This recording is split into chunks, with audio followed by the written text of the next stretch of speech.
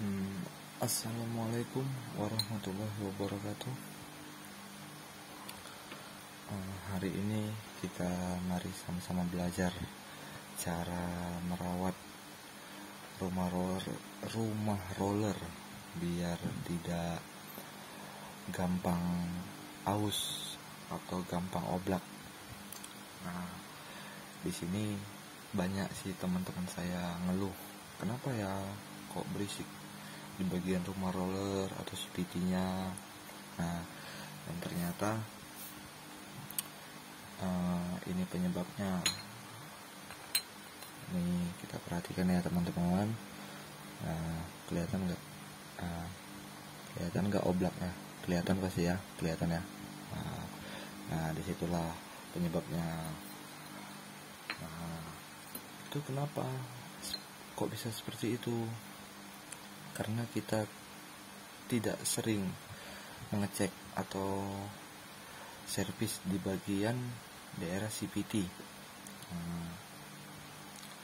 Caranya gimana biar bisa kita tahu ataupun dalam jangka berapa lama kita harus melakukan pengecekan. Nah, kalau motor tidak rutin kita bawa atau hanya untuk dipakai jarak tempuh yang dekat, nah itu bisa sekitaran 6 bulan gitu ya. Nah, kalau untuk seperti ojol yang hari-hariannya di jalanan terus, nah itu harus minimal sebulan sekali. Nah, kenapa begitu cepat harus sebulan sekali? Nah, karena kan ojol itu perjalanannya berkilo-kilometer atau berpuluh kilometer per hari, sementara yang hanya untuk jarak tempuh yang dekat bisa mencapai 6 bulan. Nah, mari kita bahas. Nah, kalau kondisi motor hidup terus satu harian, ini di daerah sini bakalan panasnya juga bisa melebihin dari kapasitas. Nah, di saat motor panas, nah di sini ikutan panas, jadi lama-lama grease yang tersimpan di dalam sini bakalan habis. Nah, ketika grease habis, bagian sini dan bagian sini dalamnya itu bakalan jadi kering, dan itulah bisa menimbulkan aus atau buat rumah roller oblak seperti ini karena tidak ada grease. Dan yang kedua, karena tidak adanya grease, jadi dia keset, jadi besi ini sama besi sini belaga. Itulah yang buat rumah roller bisa oblak seperti ini. Nah, solusinya kalau kita tidak punya banyak biaya, hanya mempunyai biaya ya minimal di bawah 100.000 lah untuk bisa mengawet, ya mungkin dalam jangka bisa setahun atau 2 tahun, malahan bisa lebih. Nah, dengan cara apa biar supaya awet seperti itu? Nah, ini saya saranin kita merubah menjadi seperti ini, menggunakan lahar. Kalau di daerah saya ini namanya lahar, tapi kalau bahasa umumnya ini namanya bearing. Nah ya, mungkin teman-teman pada tahu ya, bearing. Nah, di sini kita menggunakan bearing. Nah, dia bakalan sepan. Nah, kenapa saya anjurkan menggunakan bearing? Karena bearing ini selalu menyimpan grease. Dia tidak mudah aus. Karena apa? Dia selalu tertanam grease di bagian sela-sela bearingnya. Nah, di saat motor panas dan ini berputar, nah grease itu tetap selalu membasahi bos tersebut. Nah, contohnya seperti ini. Nah, kelihatan ya basahnya ini, bekas grease-nya tuh kelihatan ya. Nah, kelihatan ya. Nah, jadi mudah-mudahan bisa awet. Nah, kalau teman-teman pengen mengganti seperti ini, nah teman-teman harus bawa contoh ukuran bos ini. Nah, kalau bos ini kita masukkan kemari, setelah dia oblak, bos ini tidak bakalan kemakan.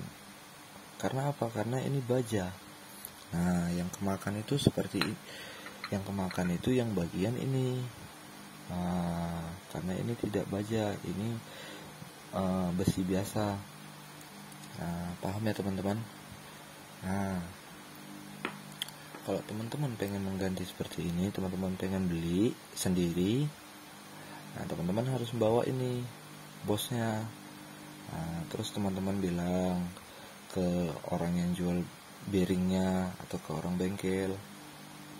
Nah, bang, saya mau cari ukuran bearing yang seperti ini karena saya lupa kodenya ini berapa.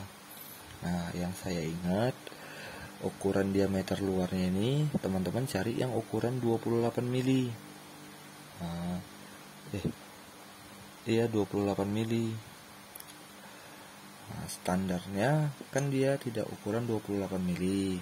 Nah, teman-teman bisa bedain ya. Nah, di sini kan kelihatannya kan agak besar, agak masih lebar, sedangkan ini sudah kelihatan agak kemakan. Nah, karena dia mengambil ukuran 28 mili. Nah, setelah teman-teman beli bearing seperti ini, teman-teman suruh orang bengkel atau suruh bengkel bubut.